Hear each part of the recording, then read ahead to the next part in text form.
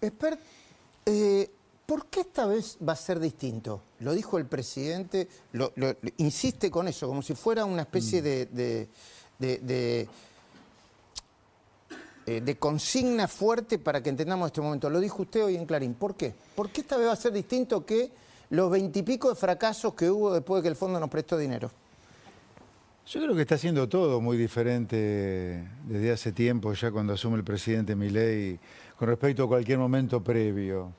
A ver, ¿cuántas veces vimos un presidente decir en campaña lo que iba a hacer cuando asumiera? Yo no lo recuerdo, la verdad que yo no lo recuerdo. Que lo diga con toda claridad como Menem lo dijo incluso Milei. decía que si yo llego a decir lo que voy a hacer, pierdo la selección y no me votan.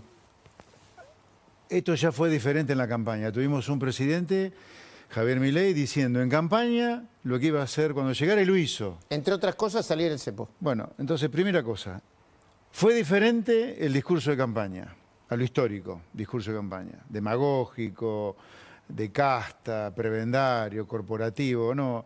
El discurso del presidente Javier Milei fue un discurso para la gente, diciéndole a la gente lo que había que hacer para que Argentina pudiera ser algún día un país normal. Segunda cosa, ¿qué presidente apenas llegado, con un agujero fiscal monumental y con la casa incendiándose, te dice déficit cero desde hoy? Sí, voy a hacer un ajuste. Con menos de 40 diputados. 7 senadores. Y 7 senadores, ningún intendente, ningún gobernador y algunos concejales. Ya esa fue una segunda gran diferencia. Política. Apenas arranca el gobierno con toda la habilidad política que tenía, un ajuste fiscal que nunca se hizo en Argentina. 5 puntos en materia fiscal, 10 puntos en materia monetaria. Tercera gran diferencia, entre muchas, pero marco las 3 grandes. La campaña apenas asume y lo que acaba de ocurrir ahora, otra vez en campaña, y tenemos un presidente que decide ir precalentando para una total flotación del tipo de cambio. Porque desde el punto de vista político, en campaña no era aconsejable levantar el cepo, Por supuesto que no, por supuesto que no. Aconsejable políticamente para lo que era la política de la casta, la política de la política decadente. Acá estamos frente a un gobierno y frente a un presidente en particular que está reescribiendo los manuales de cómo se hace la política, claramente. Bueno, pero entonces, ¿por qué no? ¿por qué diferente? Porque ya es todo diferente y porque además, vamos a lo profundo, o más profundo todavía, porque esto ya es profundo, porque este acuerdo con el fondo, por primera vez en muchas décadas, te diría, es un acuerdo con el fondo al cual se va con toda la macroeconomía ordenada, donde nosotros le imponemos al fondo lo que queremos hacer, porque vamos superando todos los requerimientos del fondo, y solamente queremos que nos ayuden a recapitalizar el Banco Central para poder flotar con toda comodidad, para no tener ningún riesgo en materia cambiaria, en materia de precio. Porque la idea es, como lo dijo el presidente siempre, queremos ser el país más libre del mundo. Y la libertad esa incluye la libertad de cambios. Ahora, para ir a la libertad cambiaria, con la historia de volatilidad cambiaria que tiene la Argentina, tenemos que tener algunos resguardos. Equilibrio fiscal, equilibrio cuasi fiscal, congelamiento de la cantidad de dinero, muchas reservas en el Banco Central e inicialmente una banda para que haya una menor volatilidad del tipo de cambio, para que la gente no se asuste. Esa es la idea. Vamos a hacer una flotación total, guarda. El final es libertad de cambio total. Ahora, la previa es todo esto que te conté antes. Ahora vamos a ir con eso que no lo quiero dejar. Flotación total, libertad de cambio total. Ahora, hablando de bandas, perdón. Empiezan a salir los que no les conviene que a la Argentina le vaya bien. Independientemente de ustedes, de Milei, yo lo digo siempre con todo respeto, porque ustedes... Si a usted le va mal es un problema suyo, si a Milei le va mal es un problema suyo, pero que haya gente deseando que al país le vaya mal es un problema. Mire y escuche lo que acaba de decir Kicillof. Lo que dijo Milei varias veces, capaz de alguien que no es economista, esto le resulta atractivo porque él dice algo sencillísimo, dice, si vos dejás de emitir, no hay más inflación. Listo, mira qué fácil. Listo, era tan fácil como eso, el gobierno dejó de emitir. Entonces, cuando empieza a ver que no hay una reducción a cero de la inflación, Milei dice, no, lo que pasa es que hay un retraso. Entre que vos dejás de emitir, si la inflación baja, pasa un tiempo. Pasa un tiempo. Dijo el otro día entre 12 y 18 meses. Quiere decir que lo que bajó la inflación no fue es por el gobierno anterior, no por el de él. Ok, ay Dios. Pero tienen un quilombo bárbaro, póngase de acuerdo. No, porque es una chantada, son unos payasos. Son unos payasos. Y están, la verdad, estafando a la gente con esto que están haciendo. Son unos payasos, están estafando a la gente y en las últimas horas agregó, están haciendo una estafa piramidal.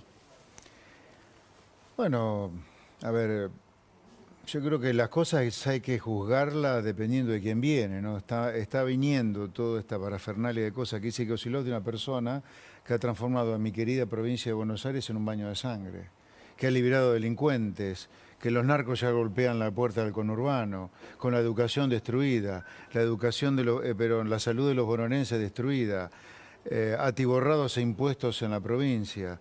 Estamos hablando de una persona que es un inútil esférico, o sea, un inútil por donde lo mires. Y está criticando, sin ponerse colorado, a un presidente que está cambiando la historia de la Argentina. Así que yo te diría, tomémoslo de quién viene.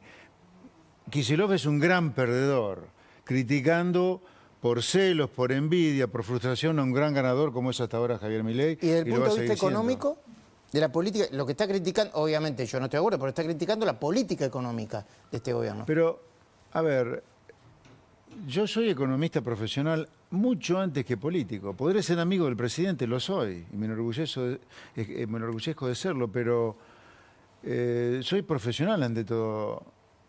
¿Qué crítica podemos hacer a la política económica de Milei desde un Kicillof?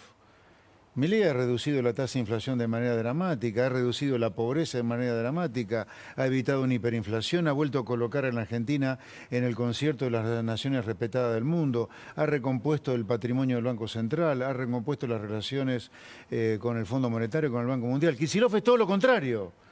Kicillof ha hecho un culto y ha hecho de la provincia de Buenos Aires una villa miseria. Entonces, ¿desde qué lugar critica Kicillof a la política económica exitosísima que lleva el presidente ahora? Cuando él, económicamente hablando, en la provincia de Buenos Aires es un desastre. Una provincia que económicamente hablando está atiborrada de impuestos, sin ninguna obra de infraestructura. Está todo roto en la provincia de Buenos Aires. Después le vamos a mostrar con la policía, en Quilmes. con la policía cobrando una miseria, con los maestros cobrando una miseria. ¿De qué estamos hablando? Desde el lado económico nada más, porque si meto lo otro, que es lo mínimo que uno lo pide al gobernante, que es el orden, Kicillof ha premiado a los delincuentes, le ha entregado a la provincia la delincuencia. Cuando el presidente Milei, junto con la ministra de Seguridad Patricia Bullrich y la ministra de Capital Humano Sandra Petovelo, han detonado los gerentes de la pobreza cortando con los piquetes. Ahora, Cristina Kirchner acaba de publicar un largo tuit, otro Che Milei, diciendo que el mismo día, fue el viernes, ¿no? El mismo día en que la inflación subió al 3,7%, que es un montón, Milei metió una devaluación.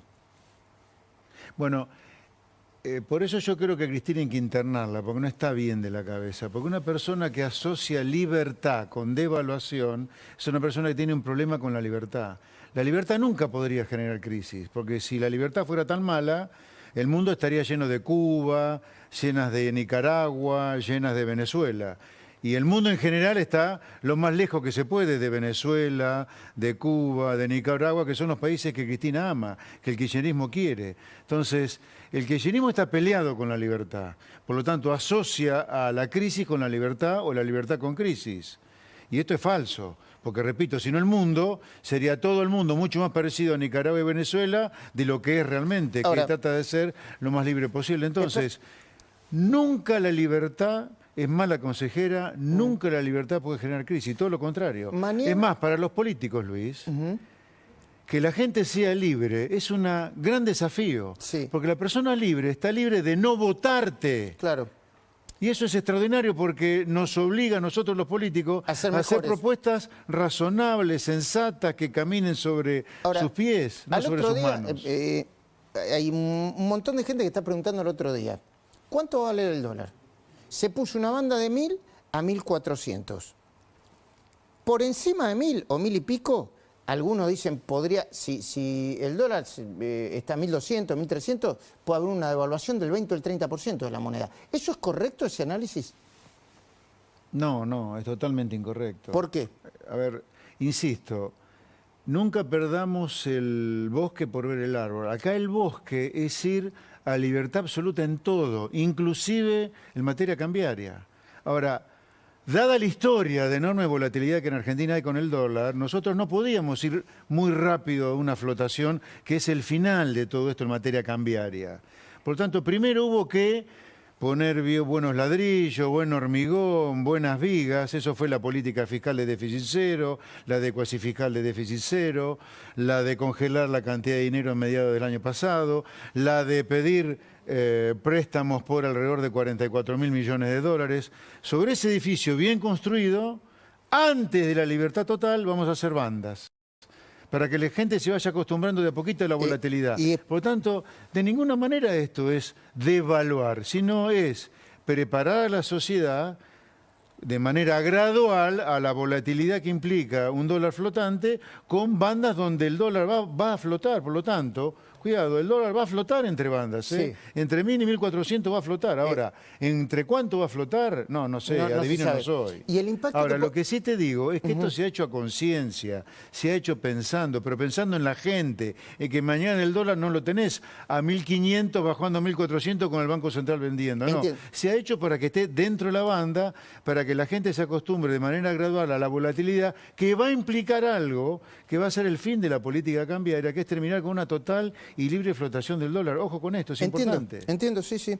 La estamos preparando a la sociedad para eso. ¿Y el impacto en los precios puede ser inmediato? No, a ver, los precios de mayo, a ver, volvamos a la ciencia, volvamos a la realidad. La inflación, como decía el genio de Milton Friedman, Premio Nobel de Economía, es en todo momento y lugar un fenómeno monetario. O sea, la única manera que haya inflación es que haya problemas con el mercado de dinero, de oferta o de demanda, no importa. Haya problemas en el mercado de dinero. Y la inflación, ¿qué es la inflación? Es el aumento sistemático y permanente de los precios. En marzo, vos tuviste un salto del índice de precios, no tuviste inflación. Por el tema de la carne y de los Sí, pero eso servicios de ocurrió educación. como consecuencia que en marzo hubo una leve caída en la demanda de dinero fruto de la especulación que hubo sobre qué política cambiaria iba a haber después del acuerdo con el fondo. Cayó la demanda de dinero, cae la demanda de dinero, tenés algo de precio y algo de suba del dólar. Bueno, ahora, es así. No solamente Caputo. En abril, cuando se conozca la inflación de abril en mayo, la inflación va a ser menor que la de marzo. En abril, la inflación... Cuando se conozca la inflación de abril en mayo, va a ser menor que la de marzo. Salvo que haya un shock externo muy negativo, suponete como consecuencia de del la problema política de aranceles, de la guerra tarifaria que hay entre Estados Unidos, Europa y China. Ahora, el viernes Bausili, hablando de inflación, dijo lo siguiente, me parece muy interesante para analizarlo. Ponelo, por favor. ¿Cómo no? Medimos el índice de inflación, tiene componentes de cambios en precios relativos y de inercia general de precios. La inercia general de precios viene consistentemente para abajo en todos los meses, inclusive en el mes de marzo. Pero algunos meses tienen particulares. Por ejemplo, el aumento en el precio de la carne en marzo fue muy relevante y empujó mucho el índice general para arriba. Tiene que ver con las condiciones específicas del mercado de la carne. Lo mismo pasa en marzo, hay un componente estacional muy importante, que es la vuelta a los colegios. Entonces, los colegios no cambian el valor de la cuota en enero, lo cambian en marzo, que es cuando empiezan las clases. Algunos meses más que otros haya un componente de precios relativos que afecte el índice que miramos. Pero nosotros nos focalizamos, y lo que más nos importa es la tendencia de la inflación subyacente, y los elementos que alimentan esa inflación subyacente, no tenemos ninguna duda que muestran un desplome de la inflación hacia adelante. Tanto Bausili como Caputo hablan de desplome de la inflación hacia adelante. Incluso dijeron, a fin de año va a terminar con 1. ¿Usted comparte eso? Sí, comparto. Bueno, o sea, no es una tendencia lo que pasó ahora con el 3.7. No, de ninguna manera. Fuerte igual, ¿eh? Fuerte. Sí, fue fuerte. Inesperado, no sé. A ver, sin duda que es fuerte el 3.7. Es más, yo te diría, si querés, cerremos el medio vaso vacío y digamos que previo al 3.7 hubo 5 meses donde la inflación estuvo entre 2.2, 2.3. ¿Cuesta bajar la tasa de inflación? La pucha que cuesta. Ahora, nosotros estamos absolutamente convencidos porque estamos haciendo los países que no tienen inflación, que haciendo ese camino no hay ningún motivo por el cual nosotros sí tengamos inflación, cuando estamos haciendo lo que hacen los países que no tienen inflación, ¿o qué? ¿Tenemos algo diferente nosotros los argentinos realmente? Que si hacemos lo que hacen los países donde no hay inflación, nosotros sí tengamos inflación. No, el 3.7 tiene que ver contablemente hablando, con los temas que hablaba el presidente del Banco Central, brillante, además el presidente del Banco Central y Toto Caputo. Ahora, desde el punto de vista estrictamente macro, a vos se te acelera la inflación como consecuencia que hubo una caída leve en la demanda de dinero. Demora en las exportaciones Claro, la especulación que hubo en materia cambiaria, entre fruto que se anunció el préstamo. la maldita ley esta que obliga a ir al Congreso. La ley Guzmán. Sí, es una cosa ridícula, hay que derogar esa ley. Las leyes se derogan por ley, así que espero que alguna vez deroguemos esa ley ridícula. La especulación que hubo a partir de esa ley ridícula, con qué política cambiaria iba a haber en el acuerdo con el fondo, hizo caer algo la demanda de dinero. La contracara fue la suba de los precios y la suba del dólar. Pero eso en abril, cuando se conozca en mayo, va a ser completamente diferente. Salvo, insisto, que la guerra comercial entre Estados Unidos, impacte fuerte. Europa y China impacte en los precios mundiales, cosa que puede ocurrir. El presidente esta mañana me dijo, toda la volatilidad del mundo puede hacer impacto en Argentina, pero la Argentina está mejor preparada que otro país. Sí, a ver. También me dijo que la moneda, yo no lo pude llegar a chequear, que la moneda argentina en este último tiempo, a partir de la guerra comercial, se devaluó mucho menos que la mayoría de las monedas del mundo. Sí, es cierto eso, es cierto. Se ha devaluado muy poquito el peso argentino. Yo lo que quiero es llevarle una tranquilidad objetiva a la gente, que acá hay un gobierno completamente comprometido con hacer las cosas que se hacen en los países donde la gente vive bien. Entonces, podemos tener inconvenientes en el corto plazo, pero por supuesto que sí, porque somos parte de un mundo que tiene cimbronazos, ¿no? La pucha.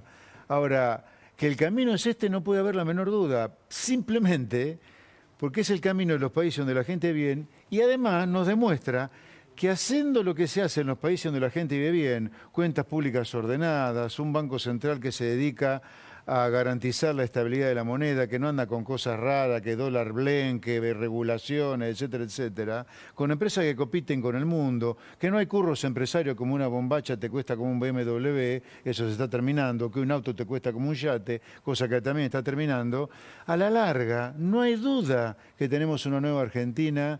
Y la luz que tenemos enfrente no es un tren que viene de frente, sino la luz de algo nuevo y bueno. Porque estamos haciendo las cosas, insisto, que se hacen en los países donde la gente vive bien y nos va a ir bien. Además de Kicillof y Cristina Kirchner, habló otro, el primer vicepresidente preso por robarse una máquina de hacer dinero de toda la historia argentina, Amado Udú, que también es economista, ¿no? Lo que el presidente dice que va a pasar, que no va, aviso desde ya, lo que el presidente dijo que va a pasar, no va a pasar. Ya sucedió en la Argentina cuando se seguían las políticas contrarias a las que él seguía. Uy, estás hablando del pasado. Sí, ¿sabes por qué? Porque este año va a haber elecciones. Claro. Y hay figuras, como la de Cristina, que representan con claridad esos momentos buenos de la Argentina. Ahora, el presidente dijo, se va el cepo para siempre. Qué infantil, ¿no? Decir que algo se va para siempre y qué demostrativo de que está diciendo cualquier cosa. ¿Por qué? ¿No se va el cepo para siempre? Che, pobre Vudú, para eso le pasó un camión por enfrente. Iba a decir eso, pero bueno, no me parecía el contexto Amado, suficiente. tomate algo, qué sé yo, mejora la vida. Bueno, a ver, decir que hay cepo, la verdad que negar la realidad. El cepo se terminó. Vos podés decir, bueno, ahí ¿qué quedó del cepo? Lo único que quedó del cepo es solucionar el problema que el presidente del Banco Central ya dijo que se le va a ofrecer un BOPREAL, de los dividendos no distribuidos y algunos intereses y pasivos de deudas comerciales. Pero a partir de este año, a partir del ejercicio 2025, todas las multinacionales pueden retirar dividendos. Lo único que quedó, que vos decir, eso es cepo, es eso. Dividendos no distribuidos. Básicamente es eso. Y a eso se le va a ofrecer un BOPREAL para terminar con el cepo. En el resto de las empresas y las personas físicas, o sea, las personas humanas, ha quedado completamente eliminado el cepo. O sea, vos hoy vas a tu banco con una bolsa así de billetes, pesos, vas a la ventanilla del banco. No, hasta 100 en efectivo. Todo lo demás es digital. Espera. Vas al banco con la bolsa llena, una bolsa así, una bolsa de un arco. Una bolsa de consorcio llena de billetes de 20.000 pesos. Es decir, che, quiero el equivalente a dólares hoy, o a partir de mañana, digamos, ¿no? Para que vean el cambio hoy. Vos te vas con esa bolsa de billetes, le demostrás a tu banco de dónde salió la bolsa de billetes, se hacen los chequeos para que no sea lavado de dinero, obviamente. Una vez que se chequea, una vez que se chequea eso, a vos te dan los dólares. O sea, esperá, antes vos te ibas con la misma bolsa, te hacían el mismo escáner, con el mismo scan, y te daban 100 en ventanilla y otros 100 a través de débito en tu cuenta, no te van más. Hoy te vas con la bolsa entera. Antes de venir acá... ¿De qué estamos hablando que hay cepo? No hay cepo, se terminó el cepo. Antes de venir acá... Es más, perdón, sí. Muy importante para las empresas. Las empresas hasta ahora, o hasta hoy en la noche, hasta el viernes, cuando importaban algo, podían pagar lo importado recién 30 días después de recibido la mercadería. Hoy ya la pueden pagar apenas entra en la aduana. La pyme, que como no tiene crédito y no le daban crédito, tenía que anticipar los pagos, hoy apenas le despachan, puede pagar ya. Antes no podía hacer eso. Tenía que esperar más tiempo. Están haciendo muchas preguntas alrededor de, por ejemplo, este tema. Si uno entra al home banking en el mismo día, 1, 2, 3, 4 veces, sí, para pedir dinero o para sacar dinero, sí, para comprar, ¿lo puede hacer? Sí, claro. ¿Vos tenés la plata? Sí, claro que sí. No hay ninguna restricción para eso. ¿Y por qué dice el presidente y dice Caputo, o cerca del Ministerio de Economía, que el Banco Central o la Argentina tiene los dólares equivalentes para sostener un dólar a, creo que era, con la base monetaria no ampliada, a 600 y pico de pesos, 11 pesos? ¿Qué quiere decir eso? Eso significa que es una cuenta que se hacía mucho durante la convertibilidad. Durante la convertibilidad se hacía mucho esa cuenta porque era por ley el valor del dólar a 1, ¿te acordás? Sí, ¿cuántos pesos tenía? Vos tenías que tener la misma cantidad de dólares en el Banco Central que pesos circulando o emitidos por el Banco Central para que fuera 1. El dólar de conversión. Lo que dice el presidente, que con todos los dólares que nos van a entrar... ¿El dólar de conversión? El dólar de conversión es muchísimo bajo que el que tenés de mercado hoy. Vuelvo a la figura de, insisto con esto porque hay gente que tiene duda, no hay duda. La bolsa de billete, vos la justificás, te hacen el scan, la depositas en el banco, lo transformás en dólares al segundo y te lo llevás. ¿Y qué le diría a una persona que está o por comprar una casa, o por vender una casa, o por construir, o que está pagando un crédito, que está un poquitito inquieta por lo que puede pasar el lunes? No, que tenga absoluta tranquilidad. Que obviamente no soy quien para recomendar, ¿no? Hay gente que se dedica a hacer esas recomendaciones. Yo no lo hago, no lo voy a hacer. Pero sí lo que le digo, que tengan absoluta tranquilidad, que está todo hecho como para que la cosa continúe fluyendo. A ver, la economía creció 6% en la primera parte del año, ya estamos creciendo al 7% anualizado. Vamos a terminar creciendo 5%, por lo menos como piso si el mundo no nos juega en contra. Bueno, el impacto de la guerra comercial ya está hablando de una recesión mundial, ¿no? Para el 2026, ¿no? Creo que el año ya por el arrastre y por cómo venimos, en Argentina ya tenemos crecimiento prácticamente asegurado este año. Tendría que ser un hecatombe lo que ocurra afuera para que este año no crezcamos. Pero si es por nosotros, Argentina está para crecer como mínimo 5%. ¿Y cuál es la diferencia que dice que dice el presidente, usted también, que hay con los otros procesos, con la convertibilidad? O sea, la única diferencia sería que cada vez que se le pidió al fondo, siempre fue en el medio de un déficit fiscal y esta vez no. ¿Esa sería una diferencia? Más allá de los presidentes, porque habría que ver los 23 acuerdos con el fondo, viste, con precisión, pero yo te diría, por no decirte el 100%, el 90% de los 23 acuerdos que hemos tenido con el fondo siempre han sido por lo siguiente, para que se entienda la diferencia con el hoy. Porque hoy es distinto, dice. Porque hoy es tan diferente el acuerdo con el fondo y todo es diferente por lo que te decía antes sobre el presidente. Argentina ha sido un país que ha vivido históricamente con déficit fiscal, con un Estado que gasta más de lo que recauda.